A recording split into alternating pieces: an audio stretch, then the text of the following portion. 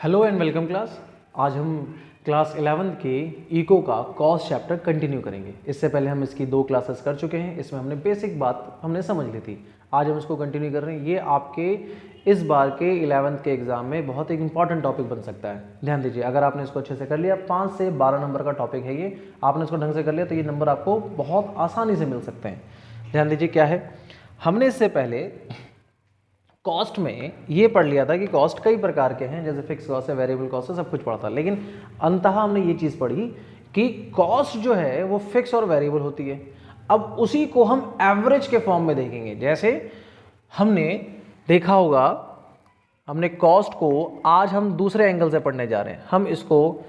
हमने एक चीज़ देखी थी, एक होती है फिक्स कॉस्ट, एक होती है वेरिएबल कॉस्ट और एक होती है टोटल कॉस्ट।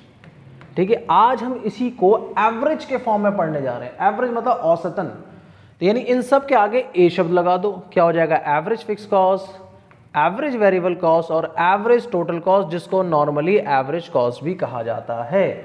और जो हिंदी मीडियम के बच्चे हैं उनके लिए क्या है, ये कॉस्ट को हम कहेंगे औसत स्थिर लागत, ये कहलाएगा औसत परिवर्तित लागत, और ये कहलाएगा औसत कुल लागत या औसत लागत। ठीक है, तो इसमें ये 3 हिस्सों में बढ़ता है। फिर इन्हीं चीज को हम मार्जिन में पढ़ेंगे, फिर आपका कॉस्ट का चैप्टर कंप्लीट हो जाएगा।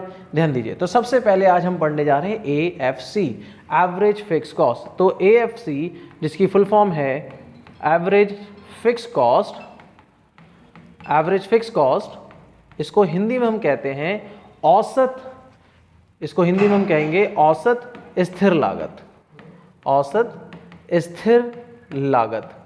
ध्यान दीजिए, औसत स्थिर लागत। तो कैसे करेंगे हम इसका एक टेबल बना लेते हैं। एवरेज फिक्स कॉस्ट जो टॉपिक है वो क्या है, जो हमने फिक्स कॉस्ट पढ़ा था ना लास्ट क्लास में, उसी को हम एवरेज में निकालेंगे, औसत में निकालेंगे। ध्यान दीजिए, याद होगा सबसे पहले हमने एक यूनिट लिया था, जिस यूनिट में ये था कि 0, 1, 2, 3, 4 और 5 में हमने काउंट किया था। तो जो एवरेज फिक्स कॉस्ट का फॉर्मूला होता है, रफ में देख लीजिए, एवरेज फिक्स कॉस्ट का फॉर्मूला होता है टोटल फिक्स कॉस्ट अपॉन में quantity. Total fix cost upon में क्वांटिटी, किस चीज की क्वांटिटी?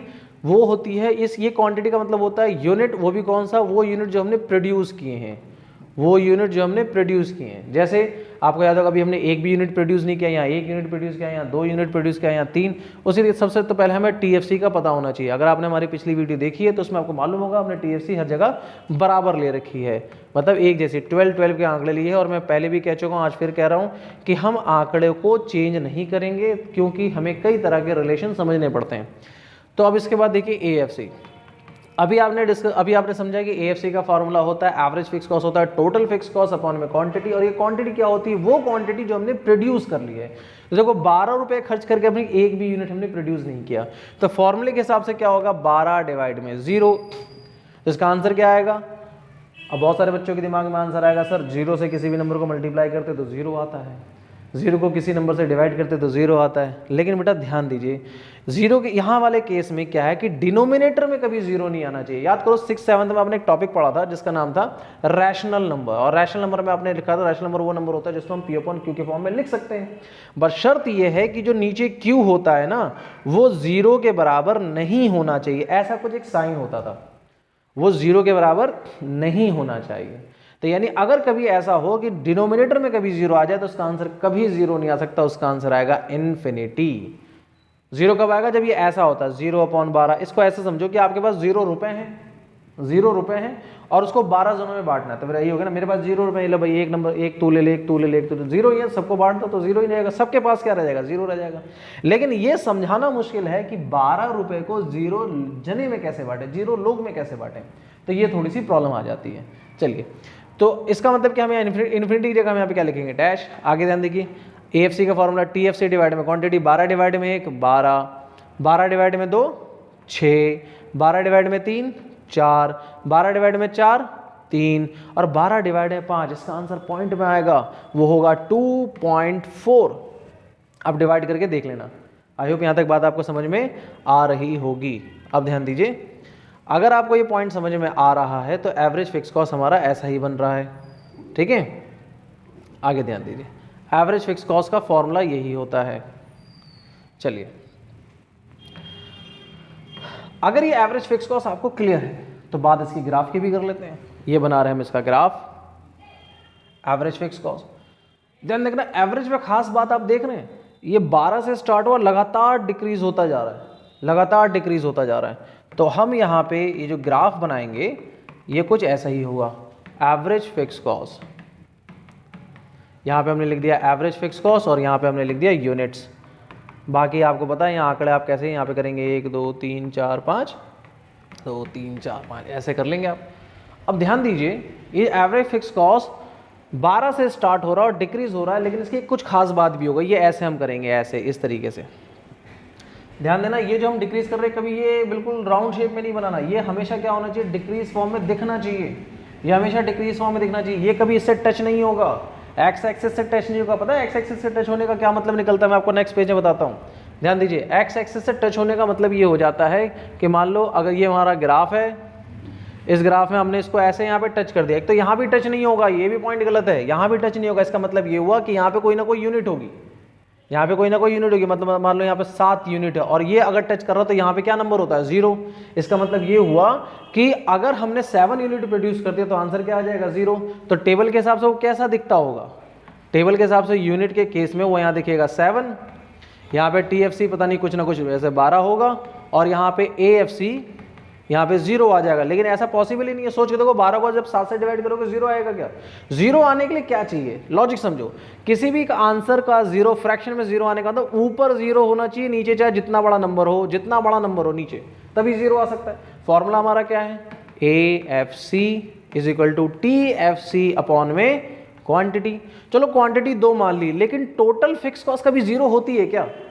ये आंसर 0 तभी आएगा ना जब टोटल फिक्स कॉस्ट 0 होगी, और टोटल फिक्स कॉस्ट कभी 0 नहीं होती। हमने लास्ट वीडियो में पढ़ा है कि चाहे आप 1 यूनिट का प्रोडक्शन करें, चाहे 10 का, चाहे 100 का, चाहे 1000 का, चाहे लाख का, टोटल फिक्स कॉस्ट तो सेम रहेगी, कभी चेंज नहीं होने वाली। हाँ, अब कुछ बच्चे कहेंगे सर ऐसा कैसे पॉसिबल है कि लाखों प्रोडक्शन कर लो। देखो ना, अभी तो इनिशियल लेवल है तो हम मान के चलते हैं फिक्स रहेगी। आगे जाके क्या होता है, कॉस्ट बढ़ती है, घटती नहीं है, कॉस्ट बढ़ जाती है। ठीक है, तो यहाँ पे क्या ये पॉसिबल है? नहीं। तो अगर हमने एक्स एक्सिस से टच कर दिया, देखो मेरे पुराने ग्राफ पे देखो, मैंने यहाँ पे कभी टच ही नहीं किया यहाँ पे, और इसको वाई एक्सिस से भी टच नहीं किया। देखो एक्स एक्सिस से टच करने का मतलब, आई होप यहाँ पे आपको समझ में आ रहा होगा, इसका ये मतलब निकला कि हमारा फिक्स कॉस्ट क्या हो गया, 0 हो गया, जो पॉसिबल ही नहीं। और यहाँ टच करने का क्या मतलब है कि अगर हम 0 यूनिट प्रोड्यूस कर रहे हैं ना तो हमारी कॉस्ट इतनी ही है।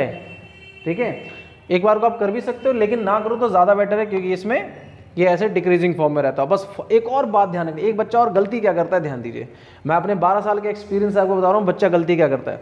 बच्चा गलती ये करता है, मैं साइड बना रहा हूँ, बच्चा ये गलती करता है कि वो यहाँ पे ऐसे बना लेगा, उसको धीरे से ऐसे पैरेलल चलेगा, मतलब इन दोनों के बीच में पैरेलल गैप दिखाता है। ये भी गलत है। एग्जामिनर क्या करेगा, एग्जामिनर आपके ग्राफ के डिजाइन पे बात करता है, आपके ग्राफ के डिजाइन पे। ठीक है, मैं ये चाहता हूँ कि आप जब इकोनॉमिक्स पढ़ें, समझें, तो ग्राफ की एक एक लैंग्वेज को समझें। ग्राफ का हर एक पॉइंट बहुत कुछ कहता है, तो ध्यान से देखिए, ना ऐसा होना चाहिए ना ऐसा होना चाहिए। कैसा होना चाहिए, ऐसा होना चाहिए। आप 2 से 3 बार पेंसिल से इसको बनाओगे, आराम से बन जाएगा। तो इसकी खास बात क्या है, इसकी खास बात यह है कि AFC नेवर बी 0,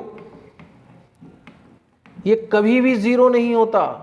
सबसे इंपॉर्टेंट बात इसकी, AFC कभी 0 नहीं होता। और दूसरी खास बात क्या है इसकी, एवरेज फिक्स कॉस्ट की दूसरी खास बात यह है कि ये हमेशा डिक्रीज होता जाएगा, हमेशा। एक एग्जांपल के तौर पे समझते हैं, जैसे अभी हमारा क्या आ गया था, ध्यान दीजिए, हमारा 5वें पे 2.4 आ गया था, है ना। ये कैसे आया था 2.4, समझो ऐसे, ये ऐसा आया था कि हमने यहाँ पे 5 ये लिया था, ये 12 लिया था, 5 को 12 से डिवाइड करेंगे तो 2.4 आएगा। मान लो हमारा यहाँ पे आ गया 1000 यूनिट प्रोड्यूस कर लिया, खर्चा कितने का, 12 का। यानी फॉर्मूले के हिसाब से क्या होगा, टोटल फिक्स कॉस्ट अपॉन में 1000, यही होगा। जब आप 12 को भी 1000 से डिवाइड करेंगे तो 0.012 आएगा, लेकिन एग्जैक्ट 0 नहीं आएगा, कभी 0 नहीं आ सकता। मतलब आप 12 रुपए में अगर लाख यूनिट का भी प्रोडक्शन करेंगे तो 0.00012 आ जाएगा, लेकिन एग्जैक्ट 0 नहीं आएगा। इसीलिए हम यहाँ पे क्या कहते हैं कि AFC जो है वो कभी भी इससे टच नहीं होगा, लेकिन हाँ हर लेवल पे वो डिक्रीज होता चला जाएगा, हर लेवल पे। इसीलिए AFC कैन नेवर बी 0 और AFC ऑलवेज डिक्रीज। जो हिंदी मीडियम के बच्चे हैं वो ध्यान रखें, आप क्या लिखेंगे, एएफसी कभी भी शून्य नहीं होता। एवरेज फिक्स कॉस्ट, औसत स्थिर लागत कभी भी शून्य नहीं होती, और औसत स्थिर लागत जो होती है हमेशा डिक्रीज होती रहती है। ये ग्रेजुएशन में भी काम आएगा, ध्यान दीजिए। अगर आपने 11th 12th को अच्छे से पढ़ लेना, ग्रेजुएशन में इतनी मेहनत की जरूरत नहीं पड़ती, अपने बचे हुए टाइम को अपनी कॉलेज लाइफ में बताइए। लेकिन पढ़ाई अगर आपने 11th 12th में ढंग से नहीं की होगी तो कॉलेज का टाइम जो है आपका वो सिर्फ पढ़ाई में बीत जाएगा, आपकी कॉलेज लाइफ खत्म हो जाएगी। इसलिए ढंग से पढ़िए इसको। यहाँ पे एवरेज फिक्स कॉस्ट हमेशा क्या होता है, डिक्रीज होता है और कभी भी जीरो नहीं होता। इस बात को आप तीसरे तरीके से भी कह सकते हैं, मेरे पास स्पेस कम है, मैं तीसरे तरीके से कह सकता हूँ कि एएफसी कभी भी एक्स एक्सिस को टच नहीं कर सकता। तो आप लिखिए AFC never be touch x axis. AFC कभी भी एक्स एक्सिस को टच नहीं करता। आई होप बात समझ में आ रही होगी। एएफसी यहाँ पे आपका लगभग कंप्लीट हो जाता है। अगर एएफसी आपको कंप्लीट समझ में आता है तो फिर हम नेक्स्ट आपको एवीसी बताएंगे। ध्यान दीजिए, अगर आपको यहाँ तक समझ में कोई दिक्कत है तो डिस्क्रिप्शन में हमारा एक लिंक होगा, हमारा एक टेलीग्राम चैनल है, उस पर आप हमको मैसेज कर सकते हैं, हम आपका उसको रिप्लाई ज़रूर देंगे। ध्यान दीजिए, और आप चाहे तो हमारे इसी YouTube चैनल पे आप हमें नीचे कमेंट कर सकते हैं, हम उसका भी रिप्लाई देंगे। और जैसे जैसे आपको ये बात समझ में आती रहती है आप कंटिन्यू इसको बताते जाइए। नेक्स्ट समझिए, नेक्स्ट है एवरेज वेरिएबल कॉस्ट। नेक्स्ट है एवरेज वेरिएबल कॉस्ट, जिसको हिंदी में कहा जाता है औसत परिवर्तित लागत। हिंदी में कहा जाएगा औसत परिवर्तित लागत। इसके लिए आपको पुराना डेटा याद होना चाहिए। पुराना डेटा हमारा क्या है, पुराना डेटा कुछ इस तरीके से है। हम यहाँ पे लिखेंगे यूनिट, यहाँ पे 0 1 2 3 4 और 5। देखिए मैं चाहता तो पहले से ही बोर्ड पे लिख के रख सकता था, लेकिन पॉइंट क्या है कि ये मतलब उस तरह की थ्योरी नहीं है, ये समझने वाली थ्योरी है, साथ साथ में बोर्ड पे लिखता चला जा रहा हूँ। ध्यान दीजिए, तो एवरेज फिक्स कॉस्ट का फॉर्मूला, एवरेज वेरिएबल कॉस्ट औसत परिवर्तित लागत का फॉर्मूला क्या होता है, टोटल वेरिएबल कॉस्ट अपॉन में क्वांटिटी, और वही क्वांटिटी जो हमने प्रोड्यूस की है। तो सबसे पहले हमें क्या चाहिए होगा, टोटल वेरिएबल कॉस्ट चाहिए। और टोटल वेरिएबल कॉस्ट क्या है, ध्यान दीजिए, टोटल वेरिएबल कॉस्ट है पुराने आंकड़े अगर याद हो 0 6 10 15 24 और 35। 0 6 10 15 24 35 अगर आपको आंकड़े आपको अगर याद हो तो इसका एवरेज वेरिएबल कॉस्ट क्या हो जाएगा, 0 डिवाइडेड बाय 0 कितना होगा, सोचिए 0 डिवाइडेड बाय 0 कितना होगा। कई बच्चों को लग रहा होगा 0। इसके पीछे की एक बात बताता हूँ आपको। मेरा एक बहुत पुराना स्टूडेंट था, वो कहता है सर 0 डिवाइडेड बाय 0 कट के 1 आएगा। क्यों भाई, कहता है सर 2 अपॉन में 2 कट के 1 आएगा, जब नीचे ऊपर नंबर सेम हो से तो 1 आ जाता है। तो 0 डिवाइडेड बाय 0 वो कहता है 1 होगा, गलत है। 0 डिवाइडेड बाय, देखो कंसेप्ट वही है, डिनोमिनेटर में किसी भी केस में 0, ऊपर चाहे कुछ भी हो, डिनोमिनेटर में किसी भी केस में नीचे 0 नहीं आना चाहिए। अगर नीचे 0 आता है मतलब आंसर क्या है, इन्फिनिटी। ठीक है, तो आपको यहाँ पे इन्फिनिटी करना है। ठीक है, आगे ध्यान दीजिए, आगे ध्यान दीजिए। अब क्या है अगला, 6 डिवाइडेड 1 6, 10 डिवाइड में 2 5, 15 डिवाइड में 3 अगेन 5, 24 डिवाइड 4 6 और 35 डिवाइड 5 आंसर आएगा 7। यहाँ तक अगर बात आपको अगर समझ में आती है तो हम आगे कंटिन्यू करते हैं। ध्यान दीजिए, चलिए आगे ध्यान दीजिए। तो एवीसी हमारा कुछ इस तरीके से बना, 6 5 6 और 7, 6 5 5 6 7। तो इसका ग्राफ कैसे बनेगा, ग्राफ की तरफ जरा हम ध्यान देते हैं।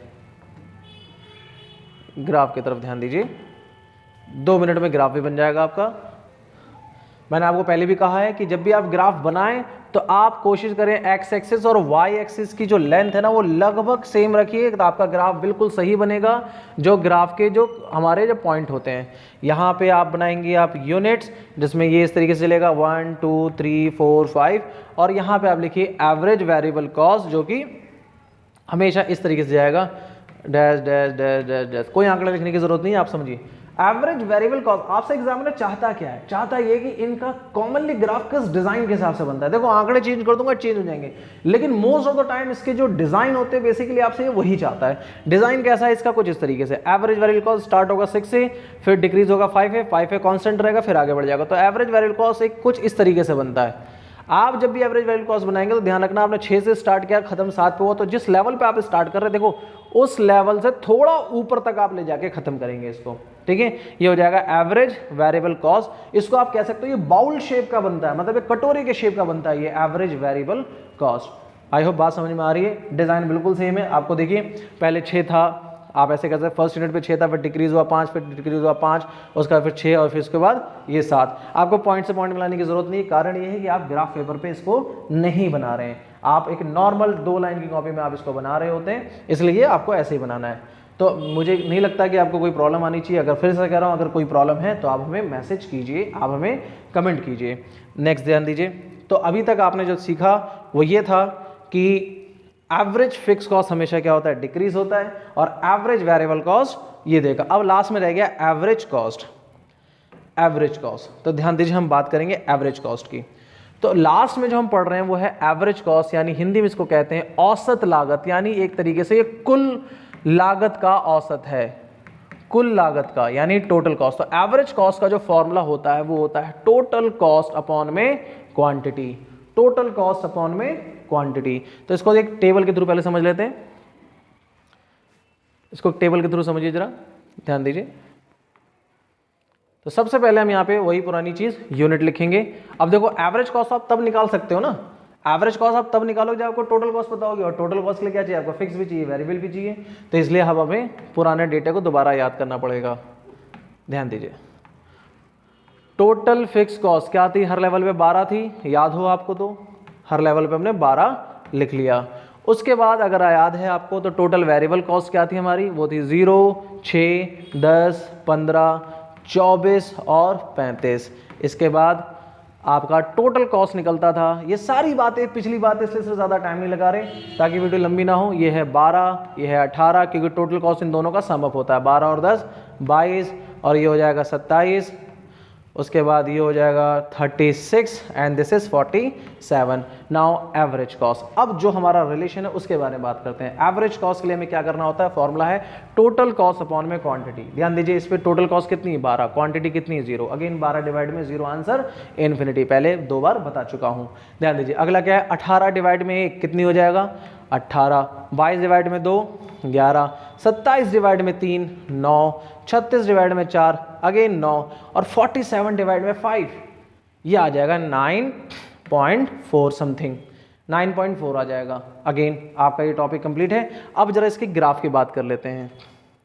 अगर आप इस टॉपिक में ध्यान दें तो ये 18 से स्टार्ट हुआ, फिर 11 हुआ, फिर 11 हुआ, फिर 9 हुआ, 9 हुआ, डिक्रीज, मतलब डिक्रीज होता जा रहा, और लास्ट में एक सर्टेन पॉइंट में थोड़ा सा इंक्रीज हुआ।